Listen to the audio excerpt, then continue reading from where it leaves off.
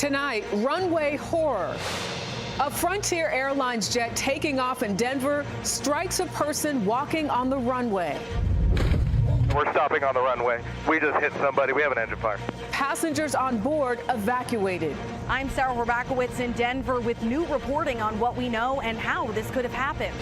Also tonight, emergency response. I'm Ramy Inocencio in Tenerife, Canary Islands. New details about that hantavirus hit ship about to arrive at this port and what exactly happens when those Americans hit the ground. In the war with Iran, ships at a standstill. Gas prices pumped up and no end in sight. I'm Holly Williams in Tel Aviv.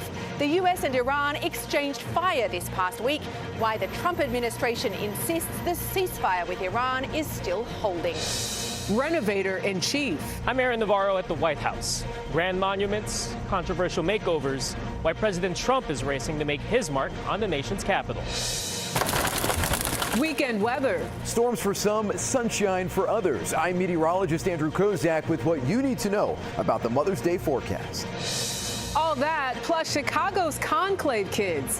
1 year later, CBS's Noel Brennan shows us teamwork that would make a pope proud. What's the name of the team?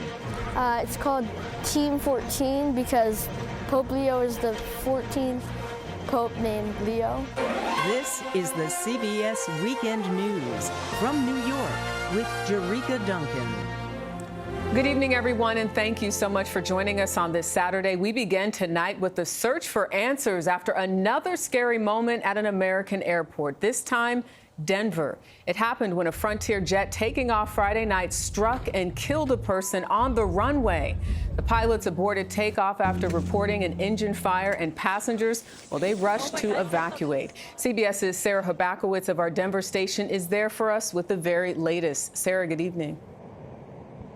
Good evening, Jerika. We are learning more tonight about what happened. The airport confirms a person jumped the perimeter fence and within 2 minutes was hit and killed while crossing an active runway. This happened as the jet was taking off. This video shows the moment the Frontier airliner hit a person on the runway. This audio of the pilots in the cockpit. 4345, we're stopping on the runway. We just hit somebody. We have an engine fire. 231 people were on board the Frontier Airbus, a 321, headed to Los Angeles Friday night. We're really going rapidly when all of a sudden there was a big jolt and a loud noise, and then boom, this huge orange fireball out the right side of the plane. The person hit sucked into one of the engines. We've got smoke in the aircraft. We're going to evacuate on the runway. Passengers rushed to exits, evacuating the aircraft on emergency slides. They were bused to the terminal. 12 were hurt. It's very clear that flight attendants represented all of aviation's first responders very well last night, and we're very proud of them. Fire crews extinguished the flames. In a statement, Frontier said it's deeply saddened by the event and an investigation is underway. It's the latest aviation accident this week. In Orlando, a Delta worker was killed when a plane hit a boarding bridge. In Newark, New Jersey, a United Airlines jet clipped a light post and a delivery truck while landing last Sunday. Tonight, the airport here is operating normally. No word yet on the identity of the person hit, although they are not believed to be an airport employee. Jerika? Sarah Rabakowitz in Denver tonight. Thank you so much. To Spain now. In just hours, the cruise ship at the center of a deadly hantavirus outbreak is expected to arrive in the Canary Islands. All the passengers will then be evacuated to their home countries, including 17 Americans. CBS's Ramy Inocencio is at the port city of Tenerife. Ramy. Good evening, Jerika. The Hondius is scheduled to arrive, officials say, sometime between 4 and 6 a.m. tomorrow morning. It won't dock, but it will anchor just off the port here of Granadilla. Small boats and health workers will quickly ferry small groups of passengers to shore, everyone wearing masks and PPE. They'll then board buses and head straight to the airport just about 10 minutes away. Now, that fast processing could help calm the fears of some residents here who have been holding protests, some telling us that they're afraid this is the start of a second pandemic, even though health health experts have been stressing over and over that this is not. For those 17 American passengers, once they're at the airport, they'll board a charter plane that's now flying in from Nebraska. It'll then fly back to Nebraska, and everyone will be put into isolation at the National Quarantine Unit. At this point, no one said how long they'll be there, but the incubation period for hantavirus stretches anywhere from 1 to 8 weeks. Jerika, we will see how this all plays out in just a few hours. Ramy Inocencio, thank you. Experts stress the Hanta risk remains low. Still, it has grabbed global attention. Earlier today, I spoke to CBS News chief medical correspondent Dr. John LaPook about it. So, Dr. LaPook, why are we seeing such extraordinary measures for this virus that has killed 3 people? I think one of the big issues is the relatively long incubation period of up to 6 weeks. So what they don't want to see happen is for somebody to become infected, not realize it, and then suddenly become sick, become contagious, and spread the virus to others. There's clearly a lot of concern from people on the Canary Islands about this virus. You see people protesting, even though they've been reassured that they have nothing really to worry about. Why do you think that's so? I think one of the big things that's happening is you're seeing the PTSD that a lot of us have after the pandemic brushing up against reassurance from the WHO and others. And you have to remember, it's not reassurance that's helping to keep us safe. It's the public health system that does measures like contact tracing and, when needed, quarantine and basic understanding of the underlying science behind these infections, which is why it is so important to support our public health system, so that the next time one of these zoonotic infections, meaning an infection that spills over from nature, comes down the turnpike, we are prepared to handle it the best way possible. Are we prepared in this moment? I don't think we are. I think there's a ways to go. That again was Dr. John LaPook. To the war in Iran tonight, still no reply from the regime on the latest U.S. ceasefire plan. President Trump says that could happen, though, at any minute. But there is movement on wartime fuel prices. Right now, they're averaging $4.53 a gallon nationwide. That's up 25 cents for the second straight week. CBS's Holly Williams is in Tel Aviv with more on that part of the story. Holly. Good evening, Jerika. It has been a confusing week here in the Middle East. The US and Iran exchanged fire, but the Trump administration insisted that the ceasefire with Iran is still in place. We have established a powerful red, white, and blue dome over the strait.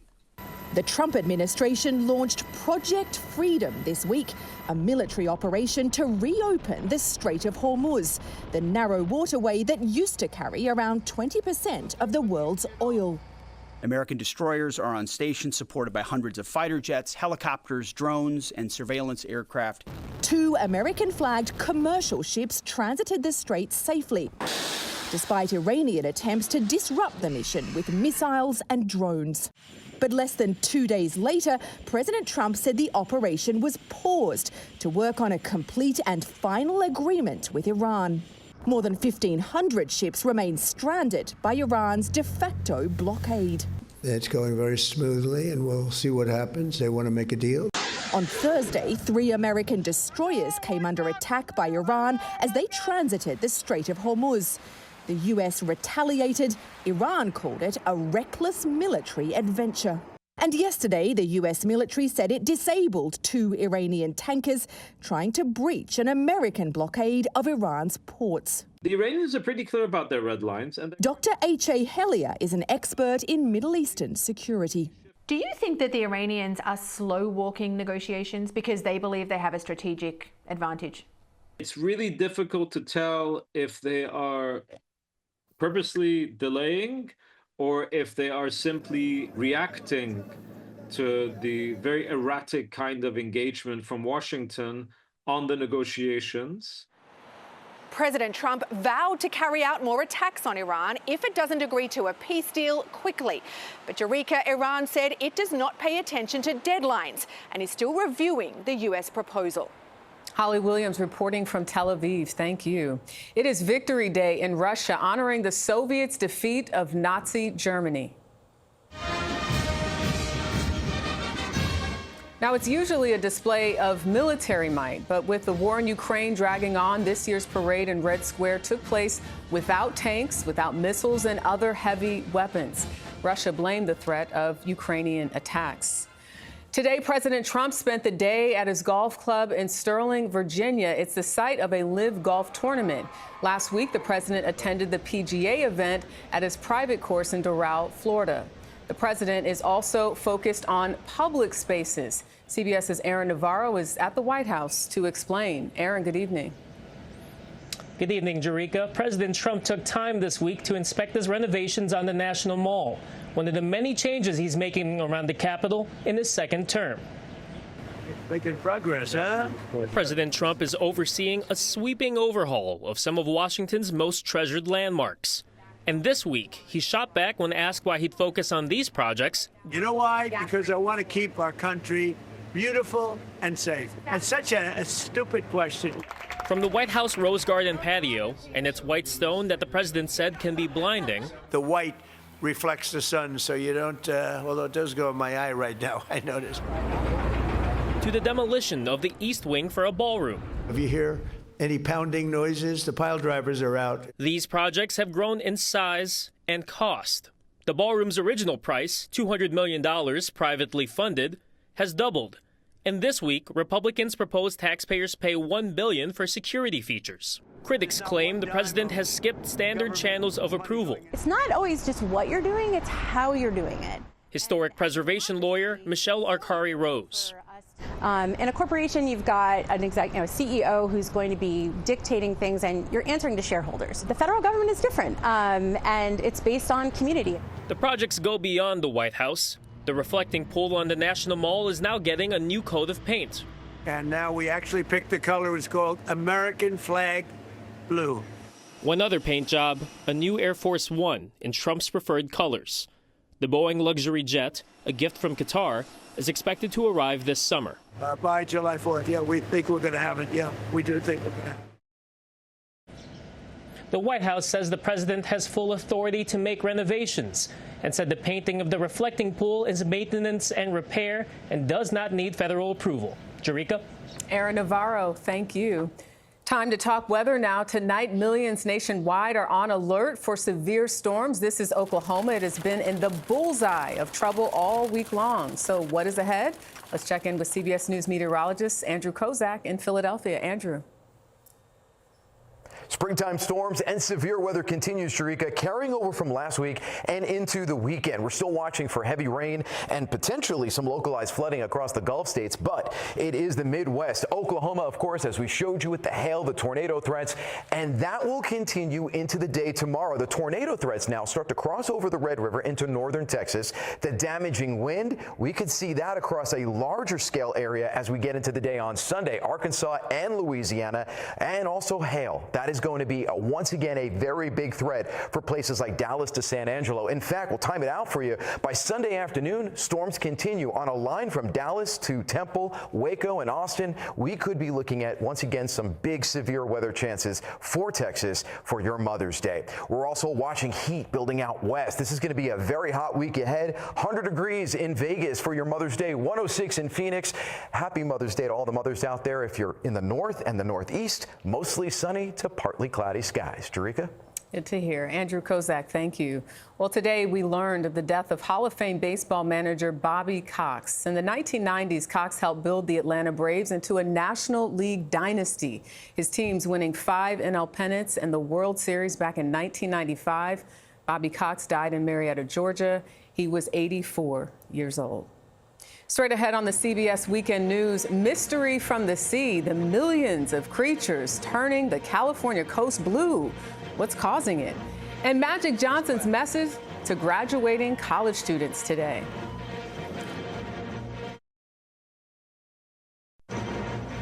Scientists this week have been stunned by a sea creature washing up along the West Coast. Hundreds of thousands of them, in fact. We get more from CBS's Carter Evans in Los Angeles. They've blown ashore by the millions. Awe-inspiring and more than a little freaky. They're called Velella, but the common name is by-the-wind sailor. These squishy-looking creatures are blanketing beaches throughout California, looking like tiny jellyfish with sails, but without the nasty sting. When they first wash ashore, they're a vibrant blue color, and each one's got this tiny little sail here, so they go wherever the wind blows. While they're a regular springtime phenomenon here, when the waters are warm like this year, when an El Nino might emerge, the species doesn't just thrive, it explodes. What exactly is their purpose in the whole chain of life here? That's hard to say. You know, they serve a role of perpetuating their genetics, and they're really good at reproducing. That they are. But once on shore, within days, it might look like a bunch of litter or garbage all over the beach. Most philella dry out, shrivel up, and basically disappear into the landscape. But while they flourish, say marine experts, they're just like these super bizarre animals. Appreciate them. What not to do? Be a hero. They die shortly after they wash on shore. It's kind of futile to try to push them, to release them back to the ocean, because the wind is still going to blow them right back on shore. So it's just nature's way. And when it comes to this philella voyage, nature's putting on quite a show. Carter Evans, CBS News, Manhattan Beach, California. Definitely bizarre. Still ahead on the CBS Weekend News, a survival story after this horrific crash. All of it caught on camera.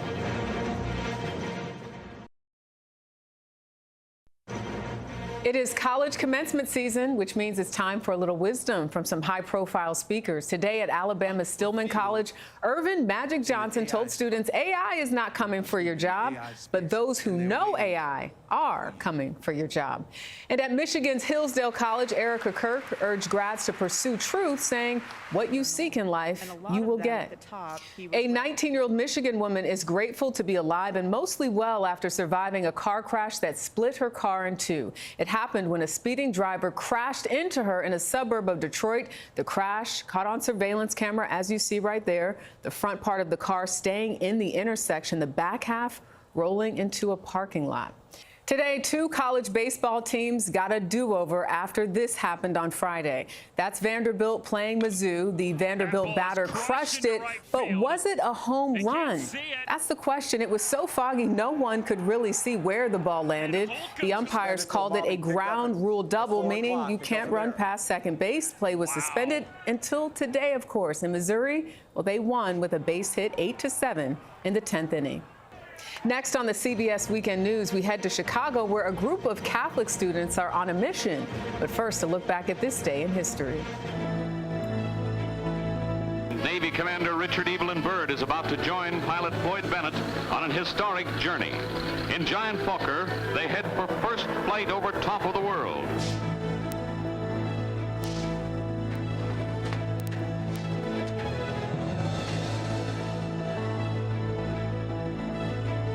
The House Judiciary Committee, after 6 months of political and legal maneuvering and preliminary investigation, today formally opened its hearings on resolutions to impeach President Nixon.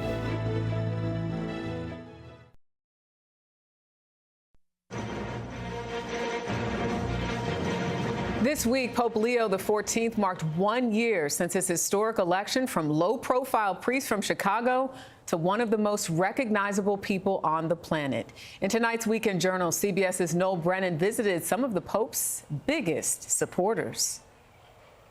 We need more room on this side. Helping others isn't such a heavy lift. This looks good. Yeah, this looks good. When kids work together. There's 10 boxes per table. 1, 2. At Chicago's Our Lady of Mount Carmel Academy, 5th graders Cameron Smith clear over here. and Augie Wilk. This one is veggies. Tally up boxes of food their school and parish collected. 0 soup, 0 pasta. No, I didn't do soups yet. Donations a West Side food pantry is counting on. 35, 36, 37, 38, 39.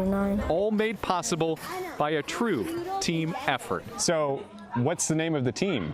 It's called Team 14 because Pope Leo is the 14th Pope named Leo. About 40 students meet every month to carry out Pope Leo's mission. We're doing this because a lot of people go hungry, and it was the Pope's mission for the month. It's a club directed by students like Cameron and Augie. Come on, guys, move faster. Yeah, keep going, kids. 5th grade, we can carry more than that. Students who 1 year ago